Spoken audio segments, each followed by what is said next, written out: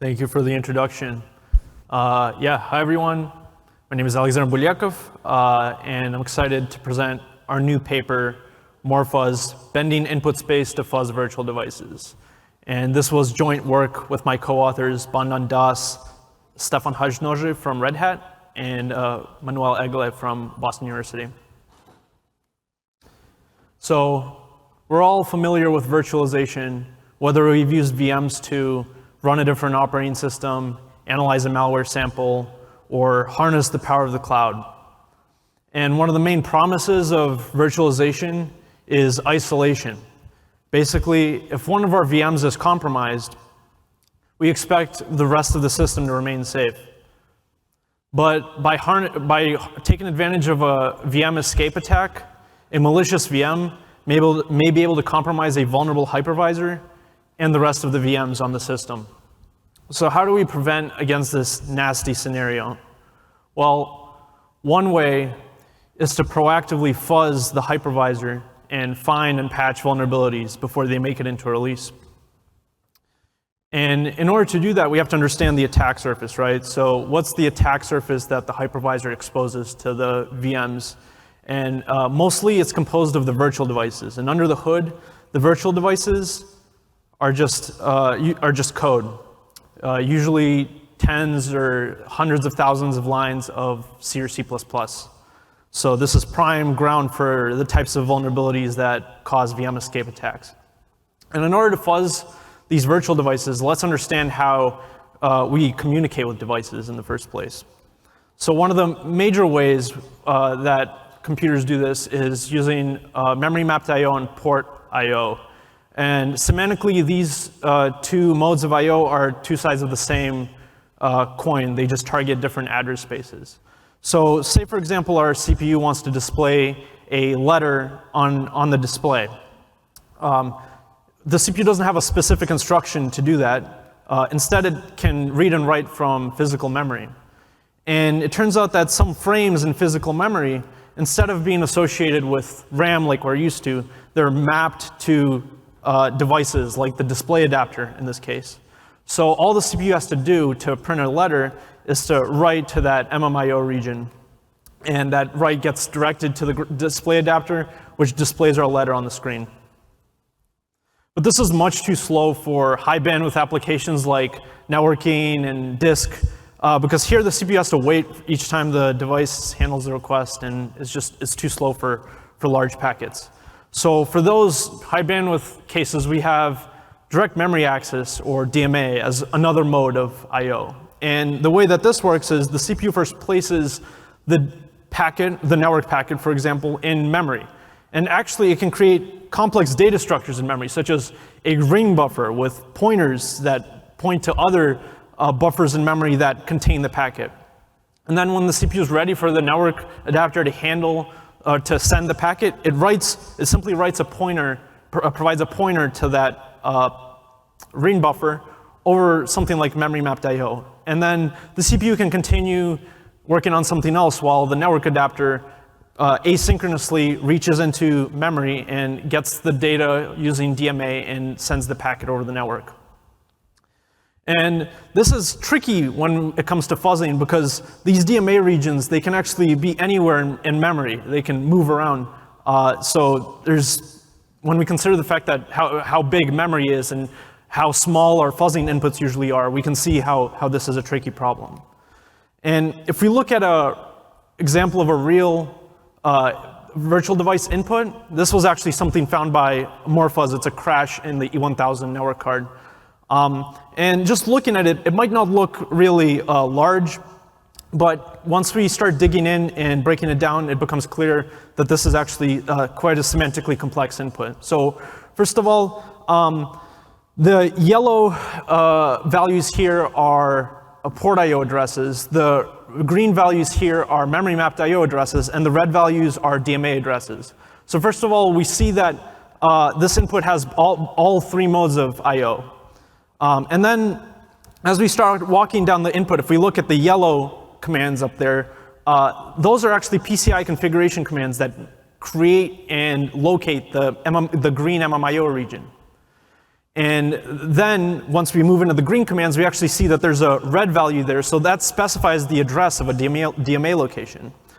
And at the very end, we see that there's this final MMIO operation, which kicks the network device and tells it to fetch the region over DMA. And in this case, the region in DMA had a circular reference back to the MMIO region, which caused a circular dependence and an infinite loop problem.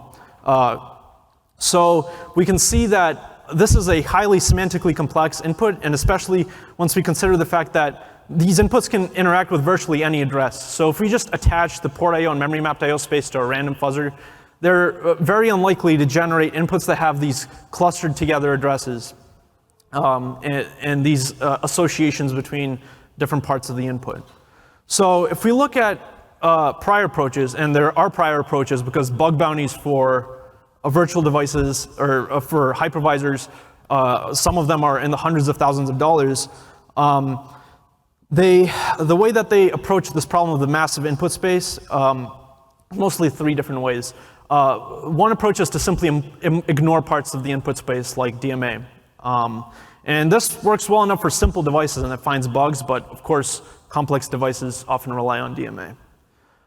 Then there's the approach proposed in Hypercube, which is to use a scratch buffer to sort of coerce a device to perform DMA operations on a specific region of memory. And this actually works well enough to trigger some DMA activity, but as we saw, DMA buffers can represent complex data structures like rings and so on, and these are very, very difficult to represent in this scratch buffer approach. So the NIX approach actually proposes to use grammars for each individual device. And here, the grammar encodes the complex semantic dependencies for every single device. But the problem with grammars is you need expert knowledge, and there's no guarantee that your manually written grammar actually matches what's written in the code of the device. So, recapping the problem, right? We have this massive input space, and we have these seemingly small regions of port IO, memory mapped IO, and DMA, but because they can sort of shift around, we have to consider the whole thing. And the approach that Morphuzz takes is it actually reshapes or bends this input space to provide a distilled view so that at any point in time, we can provide a view to the fuzzer of only the regions that are actively engaged in port IO, memory mapped IO, and DMA. So how do we get to this point, to get to this distilled view of the input space? Well, let's look at port IO and memory mapped IO first. For these, recall that the CPU can interact with various devices, and but for some of these, the accesses need to be trapped and emulated, right? Because they access MMIO regions or port IO regions. And what we found is if you look at the hypervisor code, usually the hypervisors will have something like a table of IO regions, which represents the list of IO regions that it needs to trap on and the handlers that need to be called when it traps an access to those regions. So as the fuzzer, if we want a perfect view of the currently active MMIO and port IO regions, we simply can hook into this table. And that gives us a great view of which MMIO regions and port IO regions we should be fuzzing. Now, moving on to DMA. Remember that DMA works by first populating some region in memory, and then providing the address of that region over memory mapped IO, and then the device asynchronously fetches that region. Well, the way that if we just forget about that and we fuzz the device over MMIO, the device will still eventually try to perform a DMA access. And once the device performs a DMA access, remember all of this is happening in code. So usually there's something like an API to facilitate DMA accesses, because and that takes care of complex things like translating guest addresses to host addresses. And what we can do as the fuzzer is actually instrument this API, pause the access, and populate the corresponding region in memory with fuzzer provided data just in time. And then we resume the access, and the device reads our fuzzer provided data. And notice that with this approach, we take a lot of the complexity that something like a grammar would take care of out of the equation, because we don't need to guess any DMA pointers. That's just abstracted away by the fact that we populate any region just in time. So putting together the components of our fuzzer, first you need to hook the hypervisor. Then for our actual harness, we based it on libfuzzer. We added an interpreter to convert the input into a sequence of port I/O, memory mapped I/O, and DMA patterns. We added a fork server because hypervisors are really stateful and we don't want state leaking in between different inputs. And then finally, because of the way that we transform a DMA into a synchronous operation, we actually need to perform a unbending step to convert it back into an asynchronous operation, which is the way it normally works.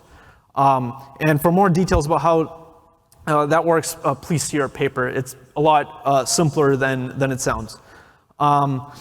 For evaluation, we looked at two different hypervisors, QEMU and Beehive. We looked at 33 virtual devices in total.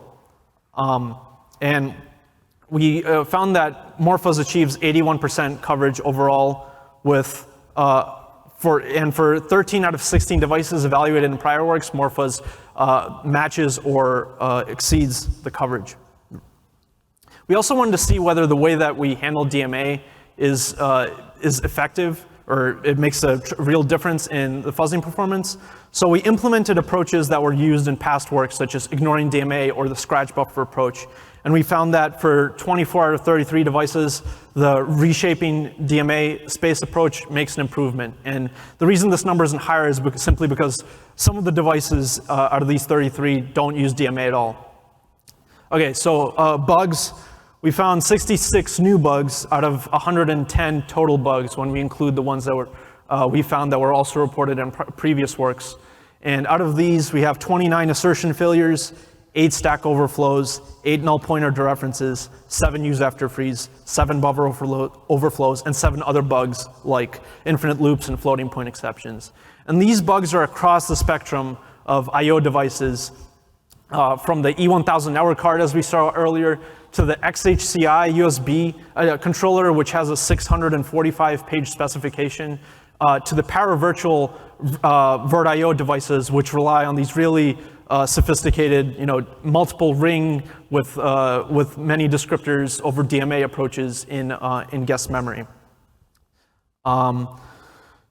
I'd like to mention that Morphuzz is actually upstream in QEMU, and it's continuously fuzzed on OSS Fuzz. OSS Fuzz has reported over 200 issues, and we really focused on making the reproducers easy to use for the end developer. Basically, we can send a command over the email, as you can see here on the right, and all the developer has to do is copy and paste that, and they can reproduce the bug. They don't need to know anything about the fuzzer. And because of this, we've been able to catch some bugs before release.